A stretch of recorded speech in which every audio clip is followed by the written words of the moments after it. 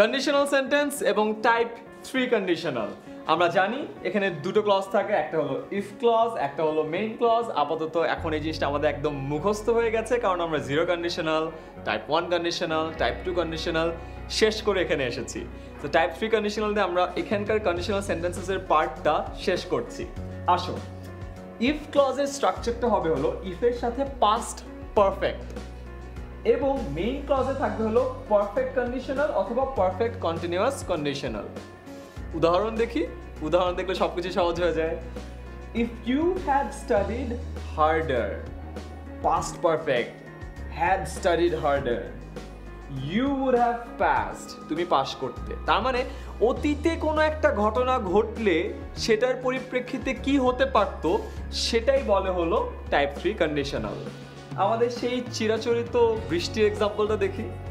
If it had rain you would have gotten wet. তার মানে if ক্লজে হয় পাস্ট পারফেক্ট এবং মেইন ক্লজে হবে পারফেক্ট কন্ডিশনাল অথবা পারফেক্ট কন্টিনিউয়াস কন্ডিশনাল। দেখো এখানে refers to a time that is in the past and situation that is contrary to reality, মানে অতীতের কোন একটা ঘটনার কথা এখানে বলা হয় যেটা কিনা রিয়ালিটি না। 2, এখানে একটা আনরিয়েল পাস্ট কন্ডিশনের কথা বলা হয় এবং প্রবাবল পাস্ট রেজাল্টের কথা বলা হয়। তার মানে যেটা বলেছিলাম, অতীতের কোন একটা ঘটনা যেটা ঘটতে পারতো বা যেটা ঘটলে ওটার একটা পরিপ্রেক্ষিতে অন্য ঘটনা ঘটতো, সেটাই বলে হলো টাইপ 3 কন্ডিশনাল। এবং ফাইনালি টেন্স কি হয়? ইফ ক্লজে পাস্ট পারফেক্ট হয় এবং মেইন ক্লজে পারফেক্ট কন্ডিশনাল হয়। আমরা আই গেস টাইপ 3 কন্ডিশনালের মেইন ব্যাপারটা বুঝতে পেরেছি।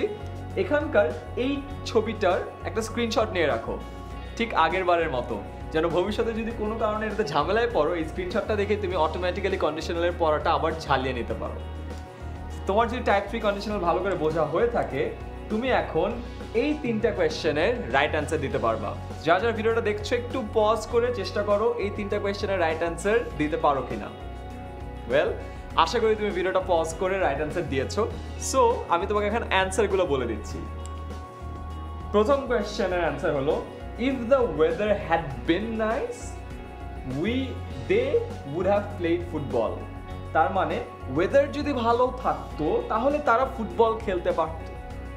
2 নম্বর, if we had gone to a good restaurant we would have had a better dinner. আমরা ভালো রেস্টুরেন্টে গেলে ভালো ডিনার করতে পারতাম। 3rd, if John had learned more words he would have written a good report. জন যদি আরো ভালো কিছু ওয়ার্ড শিখতো তাহলে ভালো রিপোর্ট লিখতে পারতো। খেয়াল করেছো? ইফ ক্লজে প্রতিটাতে কি আছে? পাস্ট পারফেক্ট, আর এখানে কি আছে? Past conditional. মনে আছে ফরম্যাটটা? পাস্ট পারফেক্ট এন্ড মেইন ক্লজে থাকে perfect conditional.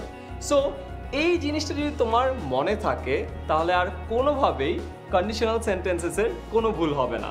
So that was type 3 conditional. আশা করি এই ফরম্যাটটা জানা থাকলে তোমাদের কখনোই এটা নিয়ে কোনো ঝামেলায় পড়তে হবে না।